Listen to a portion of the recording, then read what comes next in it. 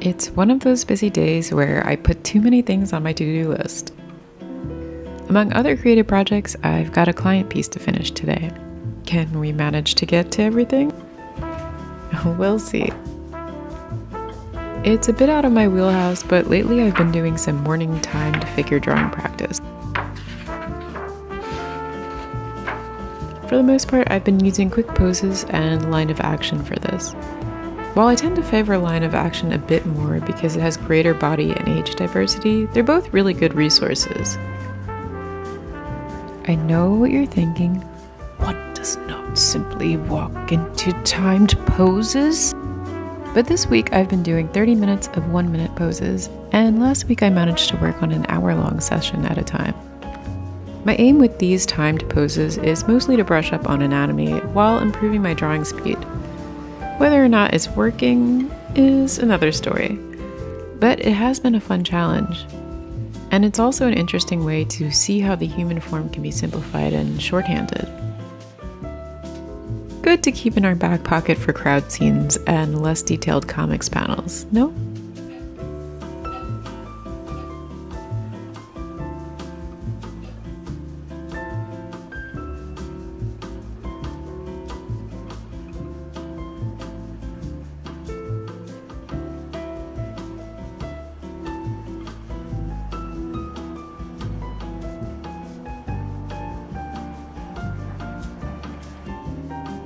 30 poses later, and we're done. That wasn't so bad, was it? With that out of the way, let's get to this piece I've been working on for Phoenix Magazine. But first, coffee.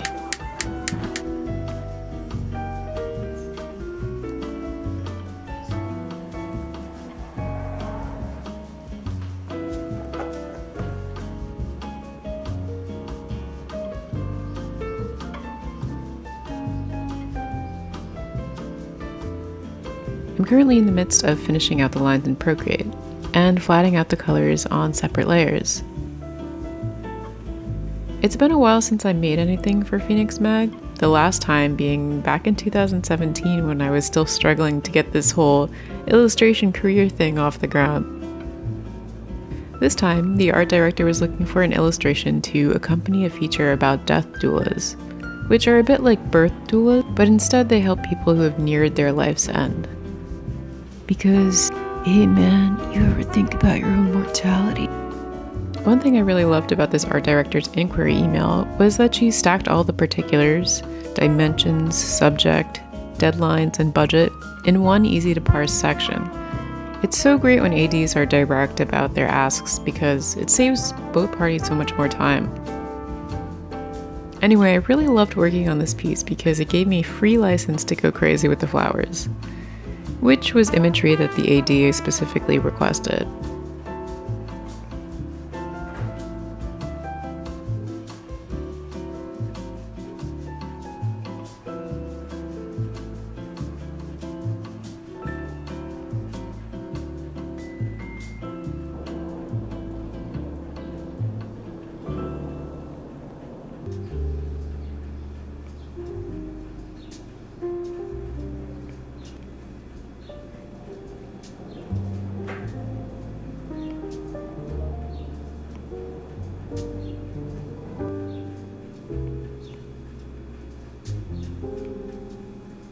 Now that the flats are taken care of, let's bring this thing into Photoshop so we can work a bit bigger.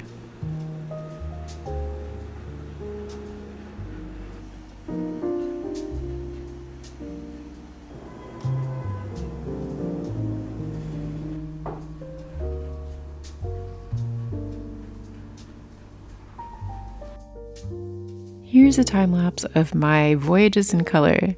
Normally this stage requires a bit more fight for me in struggling to get the right balance of hues, but I think in this instance I had a good idea of where I wanted the color to go.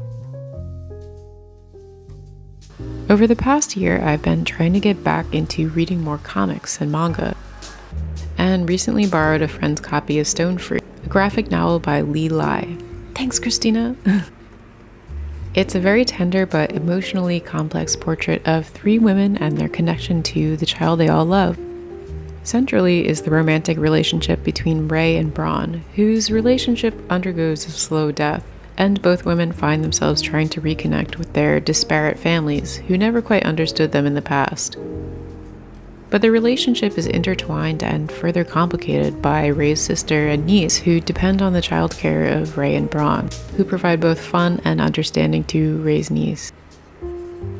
External pressures from both Ray and Braun's families become internal ones soon enough.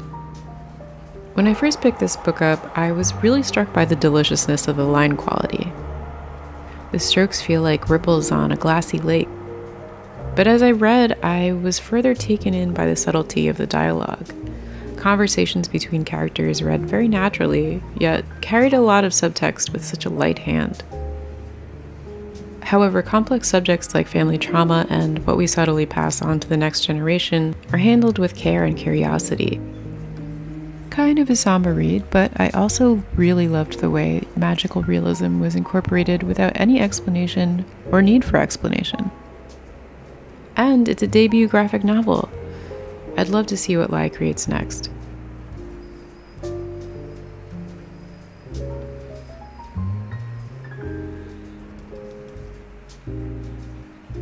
I had a lot of fun with lavishing the detail on this one and tweaking the colors. As you can see, my base colors started out a bit more desaturated than usual. I wanted to experiment with having more saturated shadows and highlights to spark more contrast. Because of the underlying subject matter, I opted for something cool and a bit more subdued, but with the contrast of warmer, brighter hues to denote the joyousness of a life lived and celebrated. And here's how the final piece turned out. Oh, and if you'd like to learn a little bit more about the process behind this piece, as well as its creative brief, you can read more about it on my Patreon.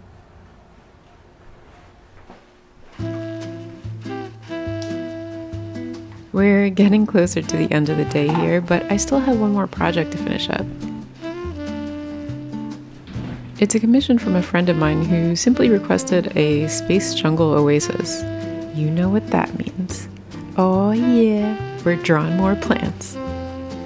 Just like the Phoenix magazine piece, I began this one in Procreate, then exported it here to Photoshop. With this one, I sort of wanted to create layers of a jungle. Something more curated and closely maintained in the interior foreground, and something a bit more wild and mysterious on the exterior side of the wall.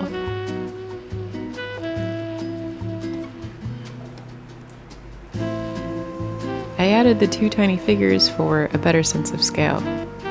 If these characters look familiar, it's because I've featured them in a few other illustrations before this. They were characters from an old comic idea I had, but never quite completed. May they at least live on in these illustrations.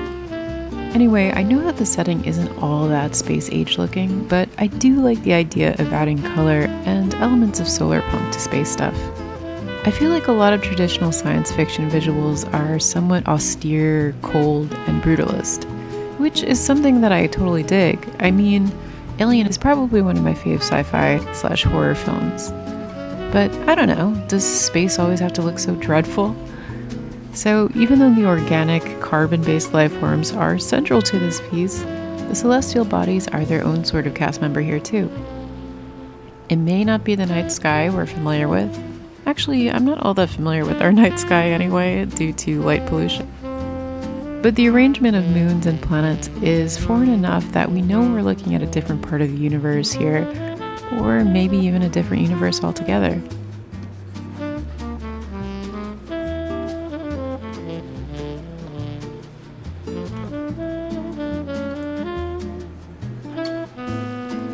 Anyway, here's how the final piece looked.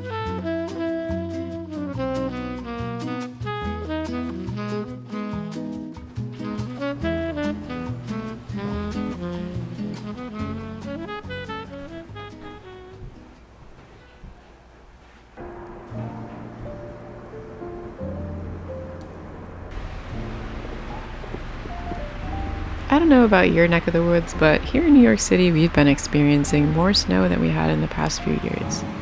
This is sort of how it used to snow.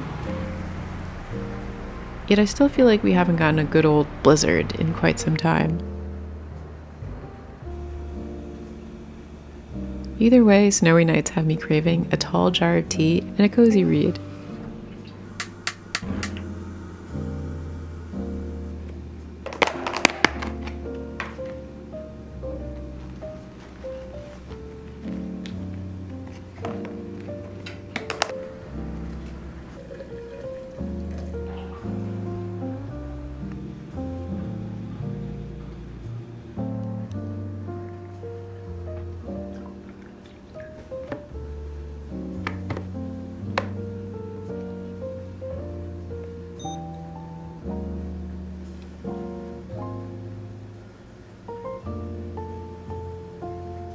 Now that everything's wrapped up, let's curl up with a big old book.